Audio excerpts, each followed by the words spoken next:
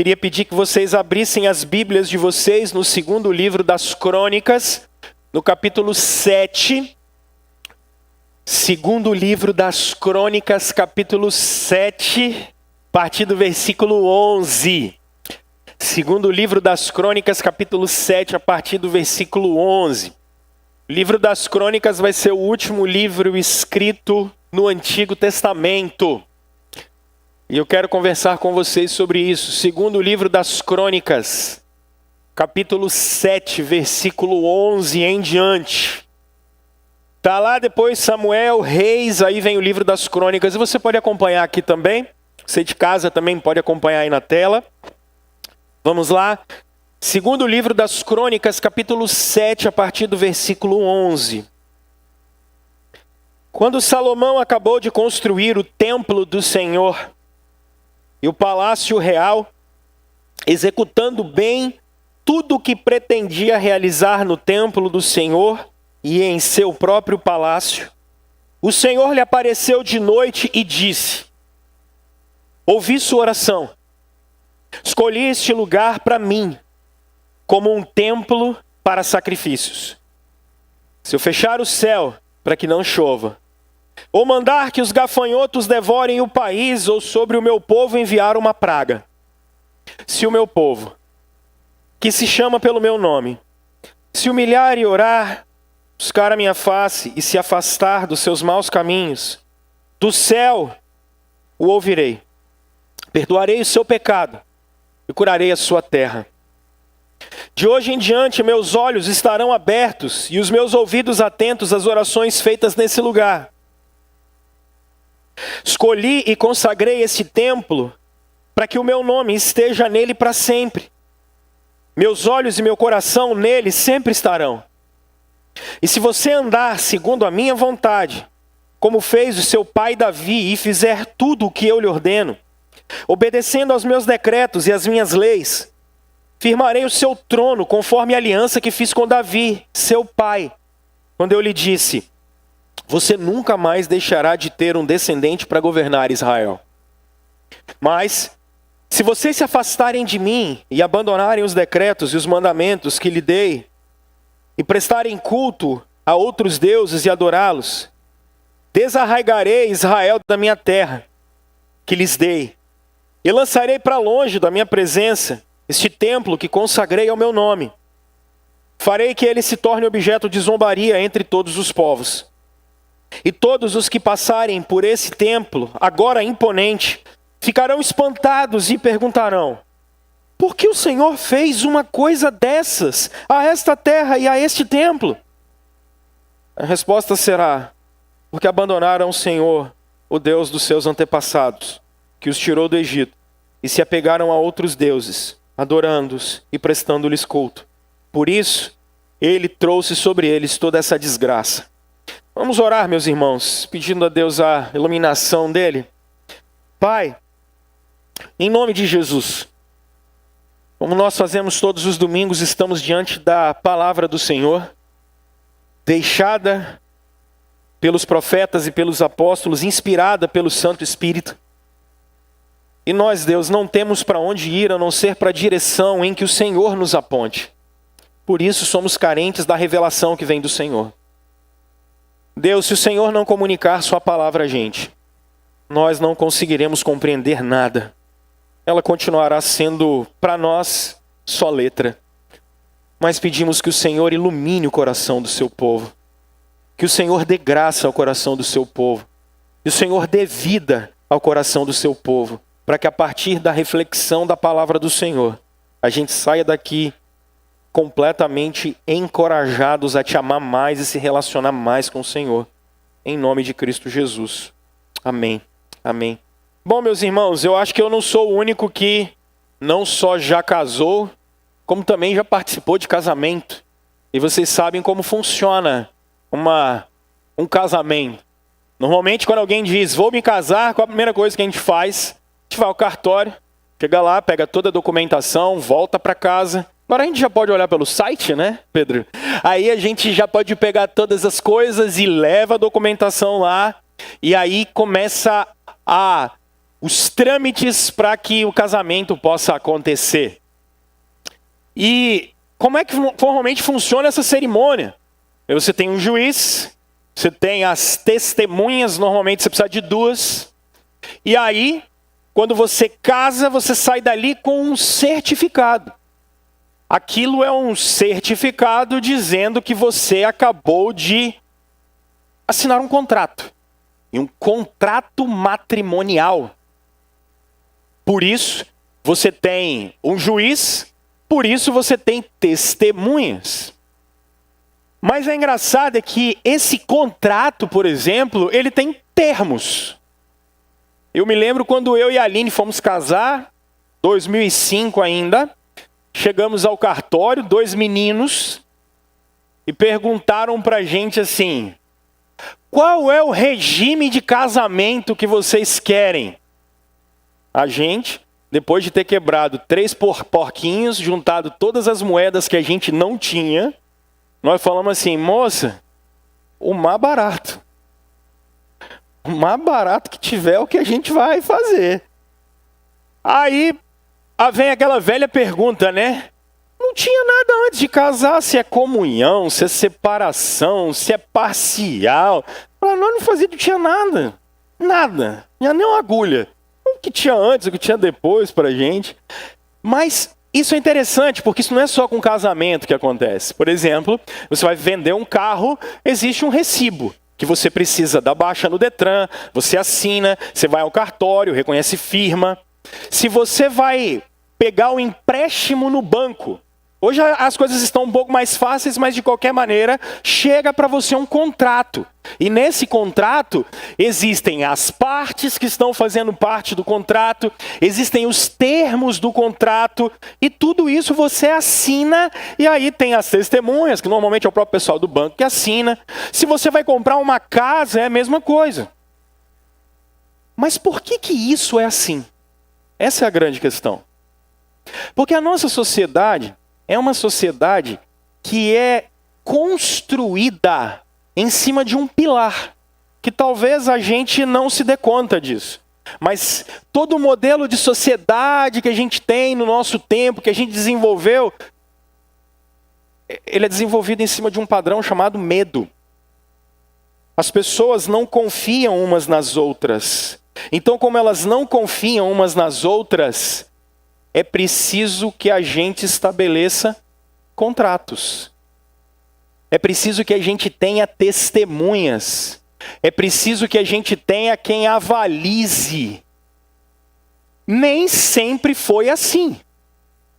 Mas o que nós entendemos e que a gente vê no nosso modelo que a gente tem é um modelo em que as pessoas não confiam umas nas outras. Então, como elas não confiam umas nas outras, a gente precisa estabelecer contratos com tantas coisas e tantas cláusulas para que se acontecer isso, vai aquilo, e todas essas coisas. Medo. Quando você pega numa sociedade igual a brasileira, você consegue perceber isso muito melhor. Quando você compra um lote, qual é a primeira coisa que você pensa quando vai fazer a casa? Percebam como a arquitetura brasileira é a arquitetura do medo. A gente pensa logo em muros muito altos. Você já pensa logo em grades. Você já pensa logo em como vai ser a cerca elétrica. Porque a gente vive numa sociedade, especialmente a brasileira, que a gente não confia nas pessoas. A gente tem medo delas. Você passa na rua, isso acontece. E nem sempre foi assim. Nem sempre foi assim porque o modelo bíblico não é o modelo de contrato. O modelo bíblico é um modelo que vai mais adiante. O modelo bíblico é o modelo da aliança. O modelo bíblico é o modelo da confiança que nós temos em Deus e o modelo de confiança que nós temos no outro.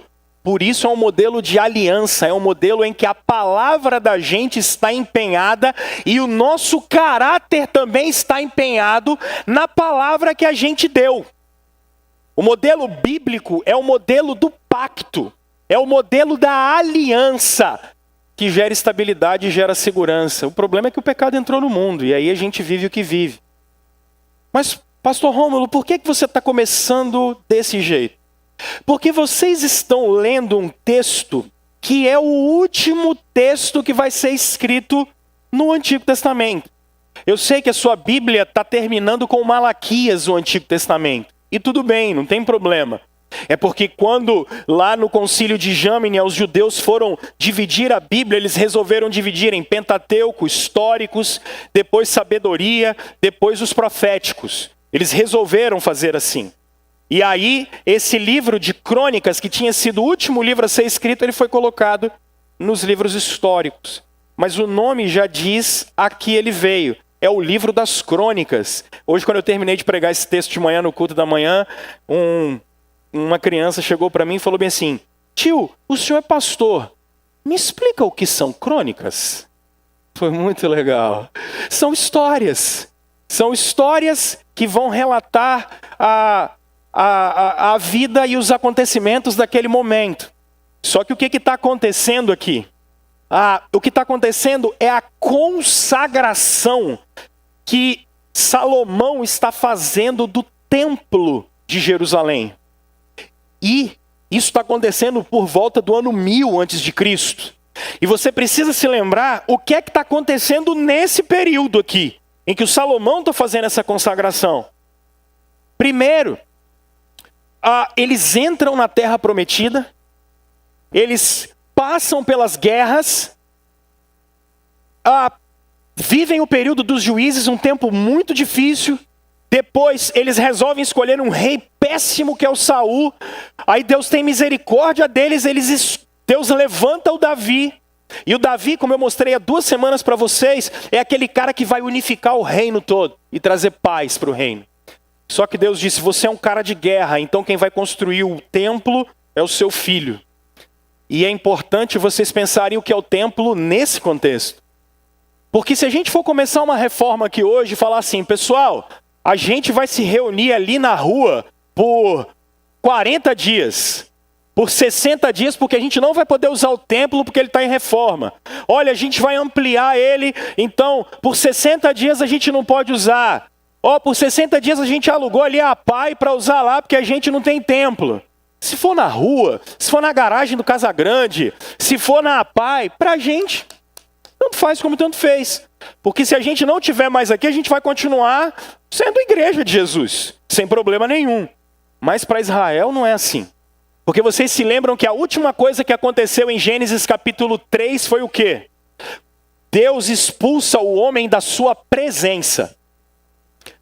O que é o templo de Jerusalém? O templo de Jerusalém agora é Deus vindo de encontro ao homem que tinha sido expulso da presença dele. Deus agora vai habitar num templo, naquela conjuntura. Para nós isso não faz o maior sentido mais, mas para eles é a presença de Deus no meio deles. É a reversão do que aconteceu no jardim. Se no jardim o homem sai da presença de Deus, agora em Israel Deus vem morar no meio do povo. Agora olha que beleza o que Jesus fez, né? Deus agora não veio morar num templo, por isso que a gente adora em espírito e em verdade. Porque agora o Espírito de Deus está espalhado nos 4 cantos da terra para a gente poder adorá-lo. Olha o movimento de Deus.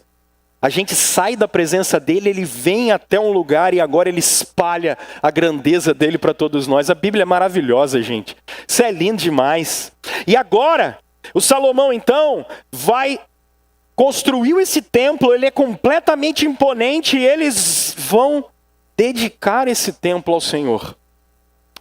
E ele vai começar a dedicar ao Senhor, e ele, no texto que a gente leu a partir do verso 11, vocês vão ler o livro de Crônicas em casa no meio da semana, na devocional de vocês. E ele começa a fazer o seguinte, ele faz uma oração. E qual é a oração que Salomão faz? Deus, não rola. Deus não dá. Eu não tenho a menor capacidade de governar esse povo. Não tenho, não vai, não dá. Ou você está com a gente, ou não vai dar. E aí o verso 11 e 12 começam a dizer, que nós lemos, que Deus ouviu a oração de Salomão. E Deus não só ouviu a oração dele. Deus ouviu a oração dele, mas Deus também fez algo maior. Deus responde. E ele responde dizendo assim: Salomão, eu escolhi esse lugar para ser o lugar em que eu vou habitar. É a partir daqui que eu vou começar a restaurar a criação. É a partir daqui que eu vou começar a redimir a humanidade e o pecado vai começar a ter o seu efeito acabado. Por isso ele fala de sacrifícios. E isso vai se completar em Jesus Cristo depois. Mas ele continua dizendo assim, olha, verso 13. Tem um porém aí.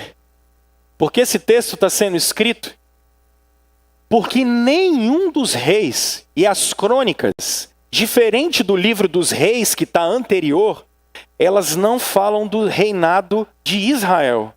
Elas só falam dos reis de Judá. Porque Salomão teve 1000 mulheres. Salomão perdeu o coração dele. Se enrolou todinho. Vou falar com vocês daqui a pouco. E o reino foi dividido. 10 tribos ficaram no norte e 2 tribos ficaram no sul. O reino de Judá com a capital Jerusalém. E o reino do norte, Israel, com a capital em Samaria. Eles ficaram completamente perdidos. Quando esse texto é escrito, eles estão saindo da Babilônia. Porque depois que eles não obedeceram a Deus, não cumpriram os estatutos de Deus, era para todo mundo olhar para Israel e ver uma nação para se espelhar. Eles nunca obedecem a Deus. Eles sempre vão atrás de outros ídolos. O que Deus faz? Deus diz, chega, olha, Nabucodonosor, vai, entra, leva essa rapaziada 70 anos lá. Só que aí quando você lê o livro de Neemias, você vai ver que Deus trouxe eles de volta e levantou o muro.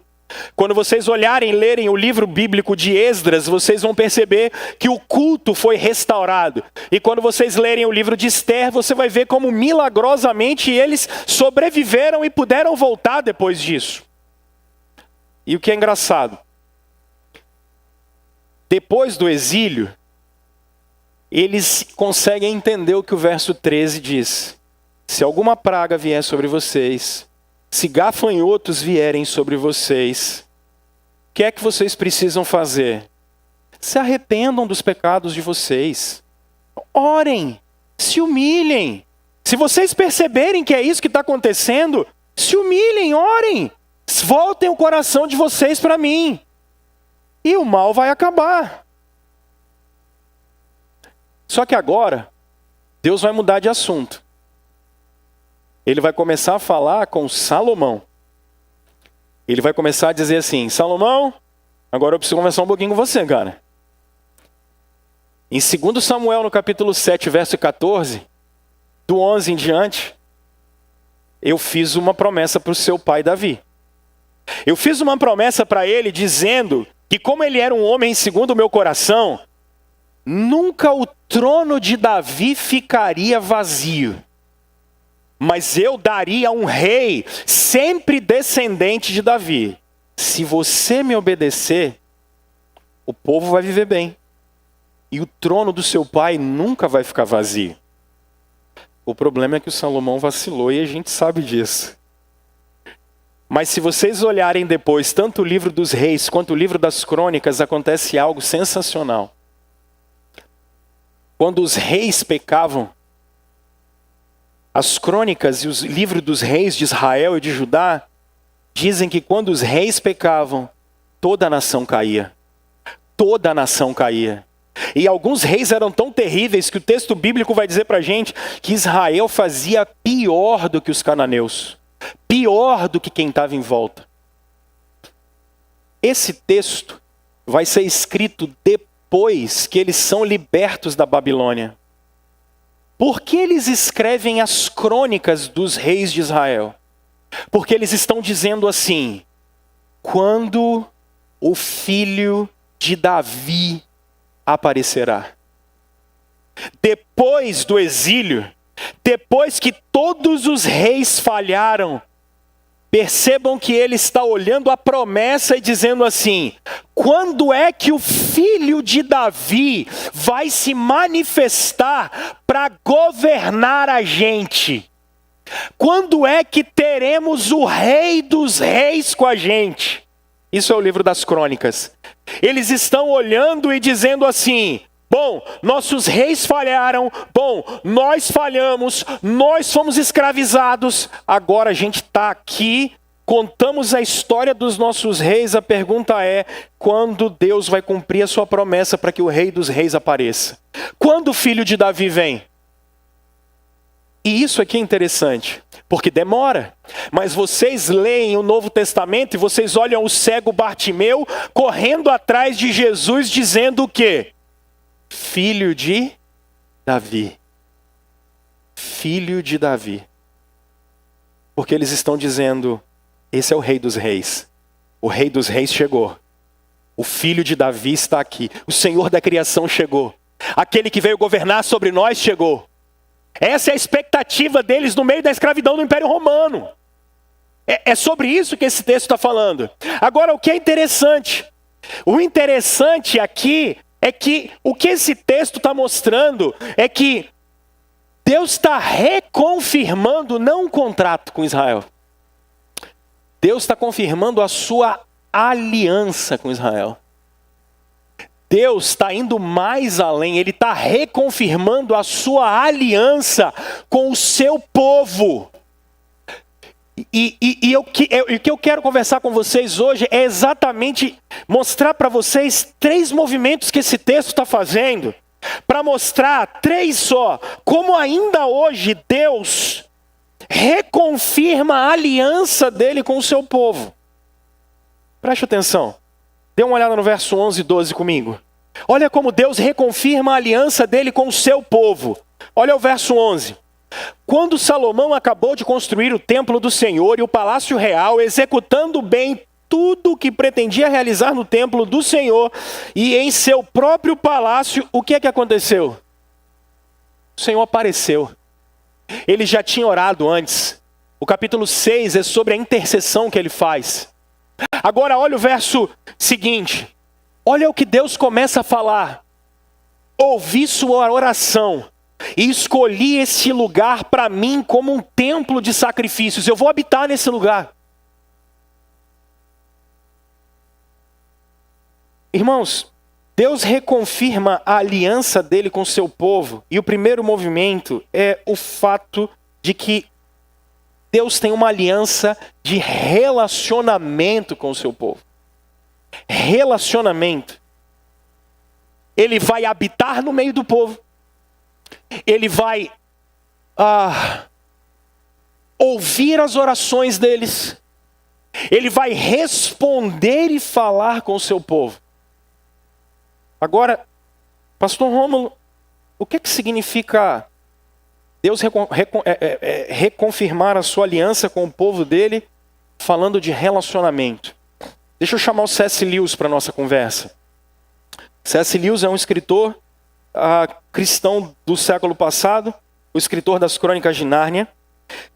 C.S. Lewis fala de 3 maneiras com as quais nós nos relacionamos com Deus. E a primeira, ele dá o nome de amor-necessidade. A segunda, C.S. Lewis dá o nome de amor-dádiva. E a terceira, C.S. Lewis dá o nome de amor-afeto. Necessidade, dádiva e afeto. O que é necessidade? Bom, via de regra, como é que você se relaciona com Deus? Seja bem honesto, tá? Bom, seu filho está doente. Qual é a primeira coisa que você faz? Leva no médico. Primeira coisa que você faz é levar no médico. Aí você leva ele ao médico. Aí é uma dor de cabeça e tal, aí você vai e dá uma dipirona, um paracetamol, resolveu o problema, tudo certo. Aí quando você sai de lá, passa uma semana, 2, a garganta está ruim, não resolveu o negócio, o que você faz de novo? Você volta para o médico. Aí quando não resolve o negócio do médico, aí o que você faz? 2 semanas depois. Aí você fala assim: Deus, será que o Senhor pode dar uma forcinha para nós? Porque depois que se esgotam os recursos, aí a gente ora. Porque amanhã, quando você sair para trabalhar de manhã, você vai atrás do pão de cada dia. Mas nenhum de nós levanta de manhã e diz assim: Senhor, obrigado pelo trabalho. Obrigado pela saúde. Obrigado pelos negócios. Mas quando o Lewis diz isso, o que ele está querendo mostrar para a gente é o seguinte: a gente, via de regra, só se relaciona com Deus na esfera do amor-necessidade. Quando as coisas apertam para nós, a gente busca o Senhor. Está errado isso, pastor? Não, no momento nenhum. A gente é chamado a orar e buscar o Senhor. E, por exemplo, quando Jesus, e eu expus o Pai Nosso para vocês no ano passado, uma das orações, e são lícitas, é: o pão nosso de cada dia nos dá hoje. Então, orar por saúde, orar por emprego, orar por sustento, orar por cura, não tem problema nenhum. Só que qual é a grande questão que o C.S. Lewis vai colocar para nós? A gente só se relaciona com Deus na esfera da necessidade. E essa é a esfera mais frágil de relacionamento com Deus. Porque, via de regra, quando está tudo bem, a gente esquece o Senhor. Quando a nossa vida é uma mansidão, e eu vou trabalhar isso daqui a pouco no segundo movimento, a gente esquece do Senhor. Porque a gente se relaciona com Deus na esfera do amor, necessidade. E aí, gente, o Lewis vai falar uma outra coisa que eu acho que é esse o convite que Deus tem colocado para nós. É a gente começar a se relacionar com Deus de 2 outras formas, e 2 outras esferas, e com 2 amores diferentes. O primeiro é o dádiva. Como é que Jesus amou você? Nós acabamos de ler isso aqui. Quando o Arthur estava fazendo a liturgia, a gente acabou de ler isso.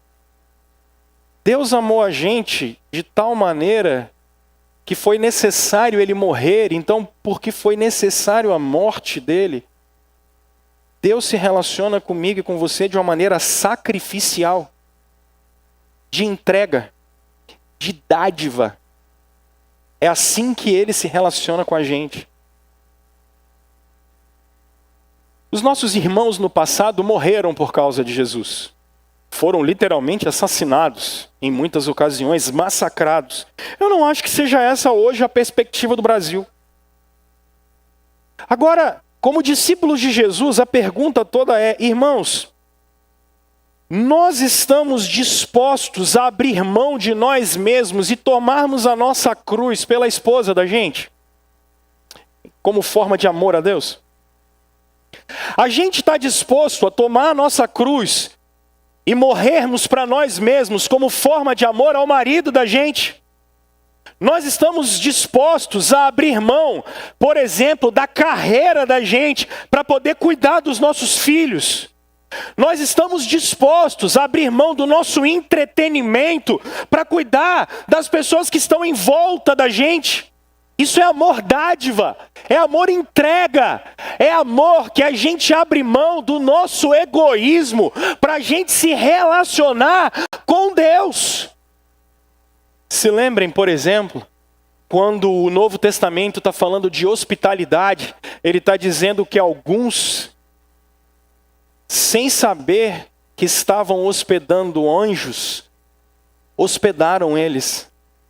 Porque sempre que a gente está abençoando quem está em volta da gente, a gente está se relacionando com amor, dádiva. Agora, qual é o nosso problema? Eu firmei um contrato aqui, falei de manhã, ele estava no mesmo lugar aqui, ó. Arthur é advogado e eu estou fazendo um contrato com ele. Se ele presta serviço para mim bem, ok. Se ele não presta serviço para mim, isso é só necessidade. Deus não quer que a gente se relacione com Ele assim. E é por isso que o Lewis vai dizer o seguinte pra gente: ei, amem a Deus com amor, afeto. Quando eu namorava com a Aline era muito legal, isso em 2005, 4, 5, sei lá, já tem tanto tempo, eu nem lembro mais. Eu deixava ela em casa, e quando eu estava voltando para minha casa, no meio do caminho, dava saudade já, e dava vontade de ligar, e dava vontade de falar com ela. E quando eu chegava em casa, o que eu fazia? Eu ligava para ela. Para falar o quê? Cheguei em casa. Namorado é bicho bobo, né, rapaz? Eita! Atire a primeira pedra quem nunca fez uma bobeirada dessa. Faz parte da vida, gente. É importante. Oh, Deus! Qual foi a última vez que você sentiu saudade de estar na presença de Deus? Qual foi a última vez que você sentiu saudade de orar? Qual foi a última vez que o seu coração ardeu de amor por Jesus? Não por necessidade, não porque você quer alguma coisa, mas porque você ama a Deus acima de todas as coisas. Ou será, meus irmãos, que nós amamos mais nosso marido e nossa mulher do que Jesus Cristo? Ou será que nós amamos mais nosso trabalho do que a Jesus Cristo? Ou será que nós amamos mais o dinheiro do que a Jesus Cristo? Amamos mais o status social do que a Jesus? Nós amamos mais a conta bancária? Nós amamos mais a opinião das pessoas? Ou nós amamos mais a presença de Jesus no meio de nós? É relacionamento. Aliança é relacionamento. Jesus chamou a gente para sentir saudade dele, falta da presença dele. Alguns de nós nem sabem o que é isso, porque nunca se relacionaram com Deus de uma maneira profunda. Nunca se entregaram a uma vida em que buscam a Deus com tudo que são, têm e fazem.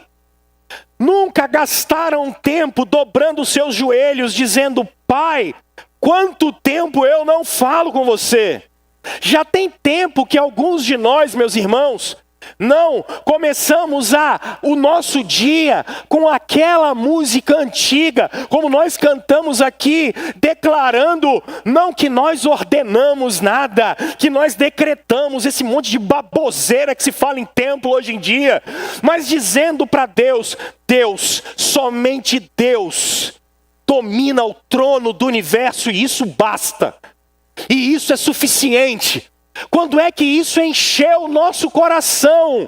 Porque senão, gente, a gente tem um contrato com Deus de prestação de serviço. E o que a gente vê na maioria das vezes é que quando as pessoas passam pelas primeiras dificuldades, elas abandonam o Senhor porque só se relacionaram com Ele com amor, necessidade. Deus está chamando a gente, através da Escritura, a termos uma relação de saudade.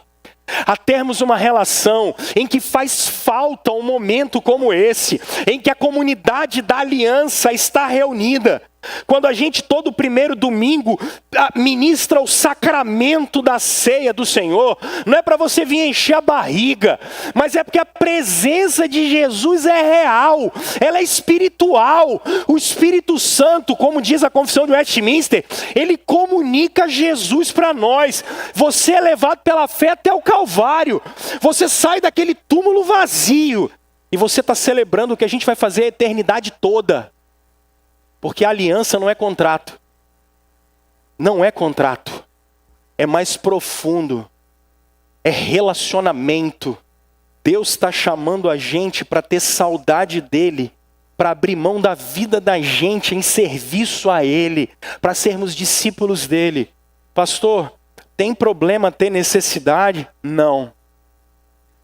Só que eu ouço pastor Hernandes dizendo isso há 10, 20 anos.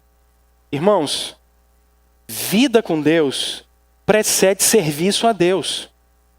Vida com Deus vem antes de serviço para Deus.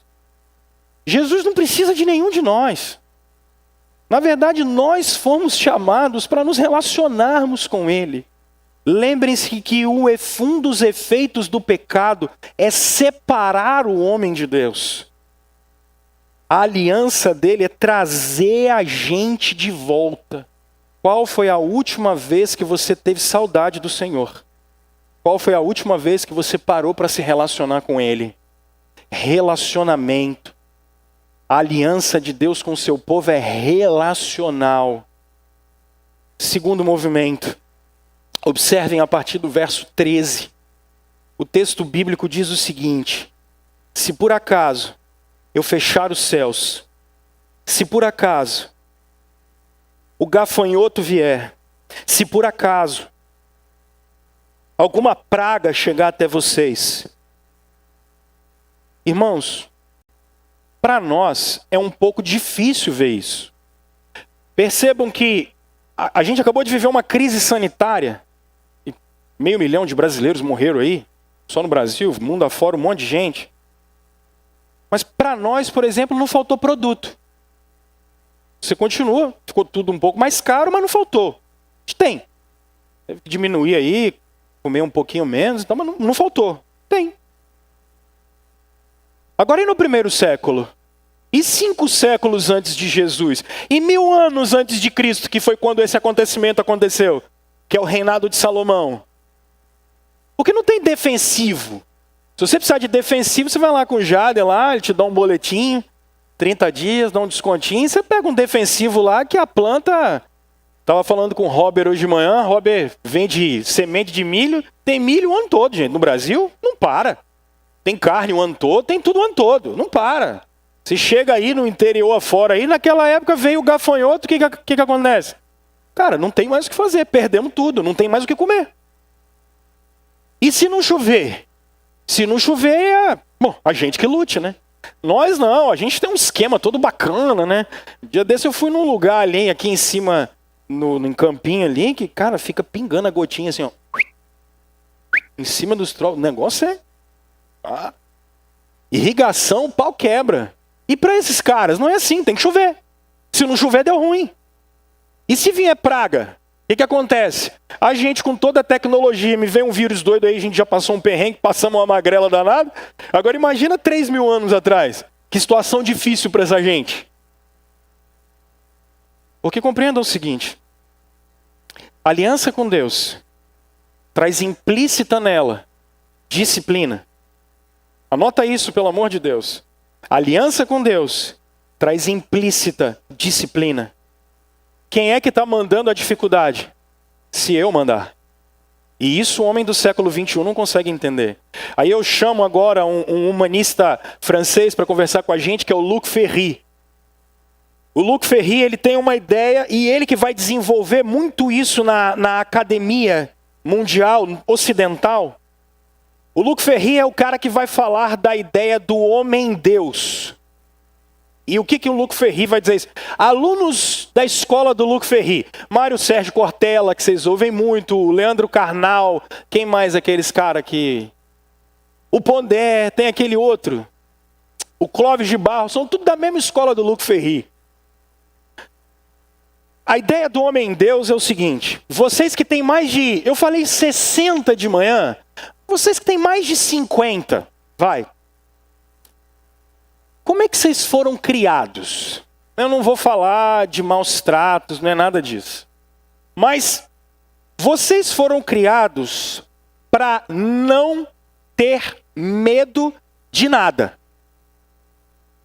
A única coisa que essa geração mais antiga foi criada para ter medo era se faltasse alguma coisa para comer. Converse com quem tem mais de 60, por exemplo. A turma tem e dá esse valor absurdo para a comida, porque são duas coisas que para os mais velhos são extremamente valorosas: comida e casa. Comida e casa. Sempre foram sinônimos de segurança. Então essas pessoas sempre tiveram medo, os mais velhos, eles sempre tiveram medo de faltar qualquer coisa para comer e aonde a gente vai ficar. Então a vida dele sempre foi trabalho. Trabalho. E o trabalho para quê? Para subsistência. Porque a gente precisa comer. A gente tem que se alimentar. Se faltar alguma coisa, o que a gente vai fazer? A família tem que ter o que comer. A família tem que ter onde ficar. Então, o medo para os antigos, ele sempre foi tranquilo. Porque sentir medo é uma coisa que, para eles, medo a gente enfrenta. Conversa com quem é mais velho, às vezes a gente olha e pensa assim, como é que fulano conseguiu perder tanta gente e ainda ficou com juízo na cabeça?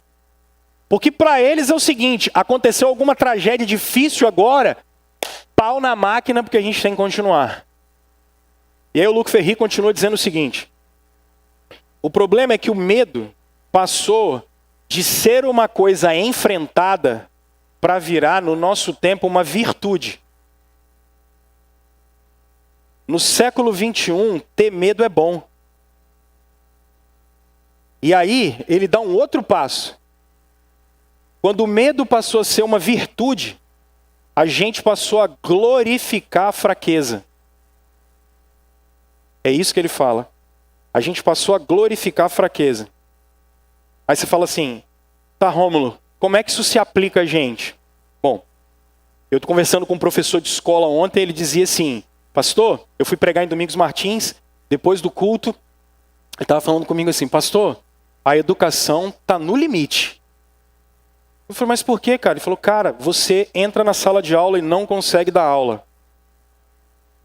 Quer ver o medo e a fraqueza sendo glorificados e visto como virtude? Você não pode corrigir ninguém mais. Você não pode corrigir as pessoas. Se você corrige, você gera trauma. Você quer gente que não consegue ouvir não, como as nossas crianças. Elas não podem ouvir não. Se elas ouvem não, o que acontece? Nossa, gera revolta. E a gente não fala não. E isso está permeando a sociedade todinha. Está em tudo. Só que o que a gente está percebendo é que a gente está criando uma geração de pessoas que não conseguem ser corrigidas. E o pior, uma geração de pessoas que quando vivem os primeiros conflitos, desistem da vida. Quando vivem as primeiras dificuldades, desistem da vida. Isso não sou eu, é o Luc Ferry. Família, amo vocês, é um livro de 2007. E tem uma obra dele em 2010 sobre o sentido da vida que é maravilhosa. Ele não é cristão, tá? Mas essa é uma análise dele. É o que vocês estão vivendo na vida. As pessoas estão só atrás de realização, elas estão atrás de felicidade e você não pode dizer não para ninguém. Ninguém aceita ser contrariado. Ninguém aceita dificuldade. Quando as pessoas passam pela primeira dificuldade, elas querem desistir da vida. E aí lembra do amor necessidade? Aí elas vão procurar Deus e Deus não é mágico. Deus não é mágico. Aí quando a oração delas não é ouvida, elas falam, ninguém me quer, ninguém me ama, ninguém gosta de mim. E é a geração que a gente está vendo aí. Só que vai para a vida de verdade. Ela não é assim. Irmãos, vamos ser honestos e aplicar isso que eu acabei de falar? Tem gente aqui, gente, que só vai chegar no céu debaixo de pancada. Tem gente aqui que só vai chegar na glória porque Deus vai dar pancada em cima de pancada. Mas é pau. Porque é arrogante. Porque quando a coisa fica um pouquinho melhor, esquece de Jesus. É ou não é? E se não é Deus puxar o cabresto, meu filho, você começa a achar que é o único. Você acha que você é alguma coisa. E se Deus não disciplinar a gente, você sabe que a apostasia bate na porta. A apostasia é apó, do grego, para além de. É gente que abandona a fé. Se Deus não puxar a corda, se Deus não puxar a gente, você abandona Ele. Se Deus não der rasteira na gente, a gente abandona Ele. E essa é a maior verdade da vida da gente. Agora, para nós é ruim, porque a gente não pode corrigir ninguém, porque para nós a fraqueza é aquilo que a gente glorifica. Só que quando você vai no livro de Hebreus, no capítulo 12, o livro de Hebreus diz assim, Deus disciplina quem Ele ama. Porque se tem uma coisa horrível e que não é sinal de amor, é você ser conivente com o erro das pessoas. Isso não é sinal de amor. Sinal de amor é quando a gente vê que as pessoas estão se lascando e a correção chega para elas. E é assim que Deus trabalha comigo e com você. Israel, se vocês falharem, se vocês começarem a obedecer os deuses cananeus, se vocês me abandonarem, eu vou ter que trazer vocês de volta. E é isso que acontece com a gente, irmãos. Então olha só, olha para a sua vida agora, entendendo que a disciplina que Deus traz para a vida da gente é sinal do amor dele para nós. É sinal da graça dele para a gente. Porque Deus está interessado em educar o nosso coração. Deus está preocupado em levar a gente para a glória. E Ele vai educar o coração da gente. Ele vai trazer o coração da gente para que a gente seja conforme Ele quer que a gente seja. Eu conversei isso com vocês semana passada. Por que parece que Deus demora tanto? Lembra? Irmãos, a disciplina é um sinal de amor do Senhor para a vida da gente. Então, talvez eu esteja pregando para pessoas aqui que estão passando por esse momento de disciplina do Senhor. Ao invés de reclamarmos para todos os cantos, que tal a gente lembrar do amor afeto e do amor dádiva e nós nos voltarmos para o Senhor dizendo: o meu coração tem sede do Deus vivo. Disciplina, irmãos. Deus disciplina quem ama.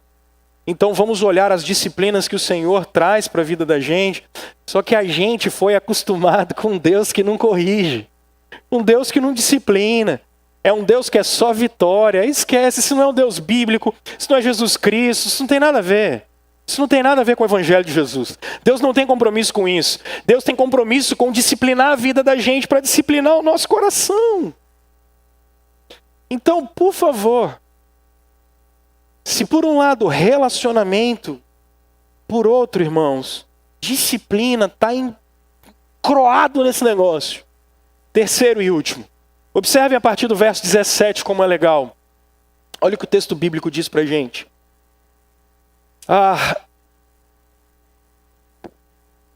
Agora, a conversa não é mais com o povo. A conversa agora é com Salomão. E se você andar segundo a minha vontade, como fez seu pai Davi, e fizer tudo o que eu lhe ordeno, obedecendo aos meus decretos e às minhas leis, firmarei o seu trono. Eu firmarei o seu trono, conforme a aliança que eu fiz com Davi, seu pai, quando eu lhe disse: você nunca deixará de ter um descendente para governar Israel. E ele vai continuar dizendo. Olha para cá, por favor. Olha como isso é legal. Começou o reinado de Salomão. Você vai ler Crônicas essa semana. Leia 1º e 2º Crônicas essa semana. Começou o reinado de Salomão. Tudo bem, tudo certo, tudo legal. Ele começa e faz as coisas e tal. Mas qual é um pecado capital de Salomão? Salomão teve 1000 esposas. 1000 mulheres. 700 e 300, né? Dividindo entre mulheres e concubinas. Não sei como é que esse cara dava conta disso. Não tenho a menor ideia. Lá em casa são 3. Madalena está chegando aí em novembro. Quem já foi ali no gabinete viu que eu tenho um sofazinho. Eu já brinquei falando que eu vou morar lá no gabinete depois que Madalena chegar. Brincadeira com vocês, meninas. Brincadeira. Como Salomão fez esse negócio, eu não tenho a menor ideia, gente. Mas ele danou a fazer um monte de casamento por interesse, casou com a filha de Faraó e deu ruim. Mulherada, vou falar um negócio bem legal. Vocês sabem como enrolar a gente, não sabe? Vocês sabem, não sabem? Cara, vocês sabem pedir os trem para nós e a gente fala não, aí o segundo não já é não. Quando vocês falam a terceira vez, é um não quase sim. Quando fala a quarta vez, é aquele tá, vai. Fala de novo, não. Gente, Salomão pegou o templo, esse templo aqui, e enfiou por causa das mulheres dele, especialmente a filha do faraó. Ele enfiou um monte de imagem dentro do templo de Deus, cara. Ele profanou o culto, ele profanou o templo. Pensa num cara vacilão. E o que Deus fez? Ele começou a perseguir gente, mas pensa num cara, sabe aquele assim, tipo Sansão, o cara vai bem, quando pensa que não. Você falou, meu pai, como é que esse cara termina o negócio dele? Ah, meu Deus do céu. É o mesmo Salomão? É. Eu acredito que ele até converteu depois, mas vai saber, né, cara? Tomara. Qual é a grande questão aqui, gente? A fidelidade está incluída na aliança. Mas presta atenção nisso. Não é a fidelidade do povo, embora ela seja necessária. A fidelidade que está incluída aqui é a fidelidade do rei. O rei precisava ser fiel. Porque se o rei fosse fiel na aliança dele com Deus, o povo teria paz. Por isso que é importante vocês lerem que quando os reis falham, a nação inteira falha. Aí olha que interessante. Qual foi o problema de Salomão? Por conta das decisões erradas que ele teve, o que acontece com Israel? Vai ser dividido em 2 reinos. O reino do norte e o reino do sul. Ficaram em guerra o tempo todo. Lembram que o Senhor Jesus, por exemplo, conta a parábola que a gente chama de o bom samaritano? É porque quem estava em Jerusalém não se dava com quem estava em Samaria. Porque eles viraram arqui-inimigos por conta da infidelidade do rei. Agora olha muito bem para mim, por favor. Vocês têm um rei que foi fiel. Vocês têm um Salomão que não errou. Vocês têm um Salomão que não pecou. Vocês têm um Salomão que não caiu. Vocês têm um rei eterno. O verdadeiro filho de Davi, que não tem pecado nenhum. O verdadeiro filho de Davi, que não é Salomão, é o Salomão eterno. É o rei Jesus, que vai obedecer todos os princípios da lei de Deus sem cair em nenhum, porque ele não tem pecado. Ele é o rei que entra em uma manjedoura, passa a vida sem pecado e é obediente até a morte de cruz. Vocês têm um rei que vai representar vocês e que vai governar vocês, que é fiel até o fim. O rei de vocês não cai. O rei de vocês não profana o templo. O rei de vocês não profana o culto. Não tem idolatria com ele, porque ele é perfeito. Jesus Cristo. Gente, isso aqui é incrível. Essa verdade do evangelho é maravilhosa. Porque isso aqui é para, primeiro lugar, humilhar a gente. Porque via de regra, como é que a gente se relaciona com Deus? A gente se relaciona com Deus como se Ele fosse alguém que devesse alguma coisa para nós. Porque a gente acha que a gente tem contrato com Deus. A gente acha que a nossa relação com o Senhor está embasada na nossa performance. A gente acha que porque a gente dá dízimo, a gente cumpre uns mandamentos, a gente acha que porque a gente vem ao culto, e eu não falei que não é para você fazer isso, eu só estou dizendo que tudo isso para Deus não presta, não serve, se isso não for mediado por Jesus, se isso não vier através do rei, se isso não vier através da aliança que ele fez com o Senhor em nosso lugar. E isso é para a gente entender, porque muitos de nós batem na porta do céu, tentando se relacionar com Deus, querendo reivindicar alguma coisa, decretar alguma coisa. Para com isso, gente. O único digno é Cristo Jesus. Agora, Isso aqui, por outro lado, se é para humilhar a gente, é para encher o coração de esperança. Porque não é a minha performance, não é a minha sabedoria, não é porque eu sou inteligente, não é porque eu ajudo as pessoas, não é porque eu cumpro a lei, não é porque eu limpo o banco da igreja. Não. É porque Deus foi tão misericordioso que Ele veio ao nosso encontro. E Cristo veio reinar sobre a vida da gente.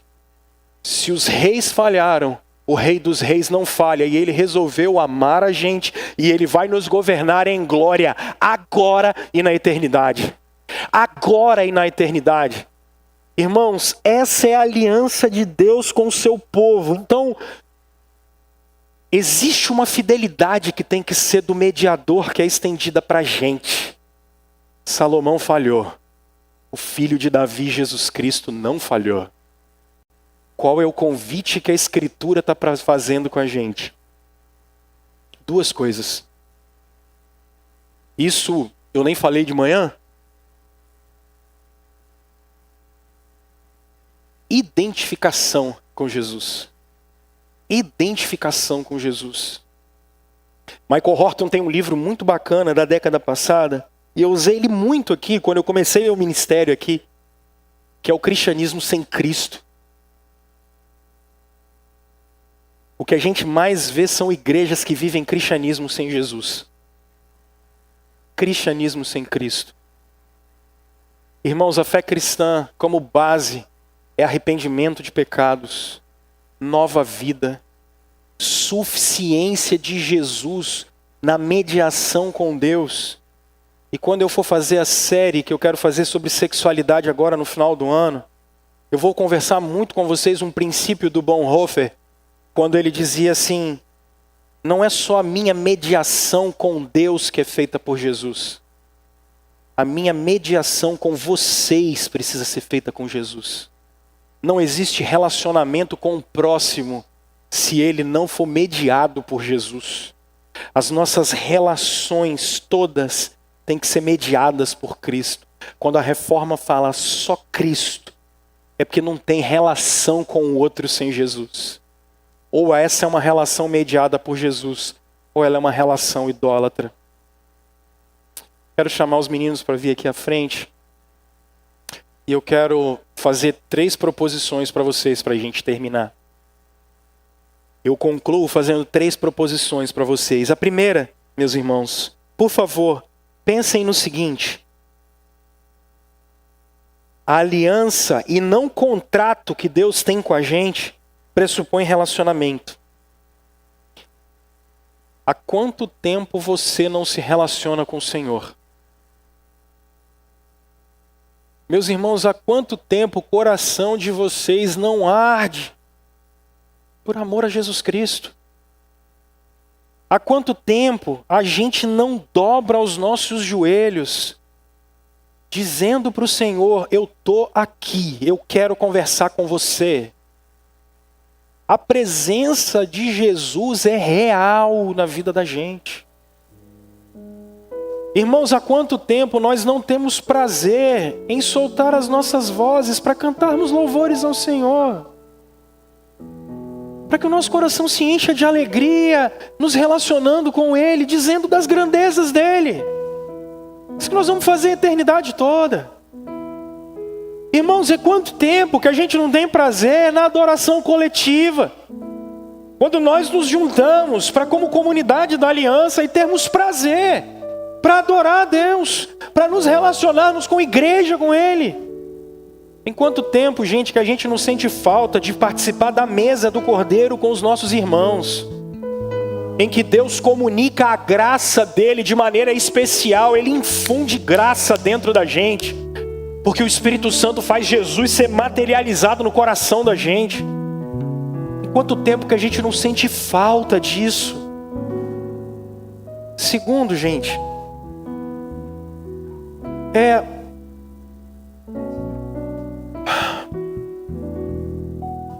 talvez eu esteja pregando para pessoas hoje que estejam passando por momentos difíceis de disciplina de Deus, disciplina do Senhor. Ao invés de nos relacionarmos com o Senhor como se fosse um contrato. Eu queria convidar você a renovar no meio do vale a sua confiança em Jesus. Renovar a confiança nele. Confiança. Deus nos disciplina, irmãos, para que o nosso coração seja completamente modificado. Para que o nosso coração seja modificado. Lute as guerras que são impostas na sua vida, não com revolta contra o Criador, mas lute as guerras que são impostas na vida de cada um de nós, sabendo que somos guardados pelo Senhor e que Ele nos disciplina para que o nosso coração seja guardado e transformado. E o terceiro, irmãos, Calvino dizia que fé é abraçar Jesus. Fé é correr para Cristo. Não deixe de correr para Jesus. Infelizmente, o relativismo do século 21, eu dizia isso pregando ontem, o relativismo do século 21, ele diz assim pra gente: não importa o caminho que você siga, todos os caminhos levam a gente até Deus. Não importa o Deus que você adore, desde que você faça isso com sinceridade. Não importa o Deus que você serve, desde que você faça o bem. Isso é a religião do secularismo. O nome disso é religião do secularismo. Isso não tem nada a ver com o cristianismo. O único caminho que leva a gente de volta até o Senhor é quando Ele mesmo disse: eu sou o caminho. Em João 14, Jesus está dizendo que Ele é o caminho de volta para o Pai. Ele é o caminho. Não existe outro caminho. O secularismo pode dizer para a gente que pode existir vários caminhos, que o que importa é a sinceridade do seu coração. Irmãos, só existe um caminho: Cristo. Arrependimento, confissão de pecados, nova vida no coração. Não há outro caminho. E o que nós somos chamados hoje é uma identificação com Jesus Cristo. Seu Salvador se fez homem para habitar no meio de nós. Ele se fez homem para nos levar até o Pai. Essa é a mensagem da graça de Deus.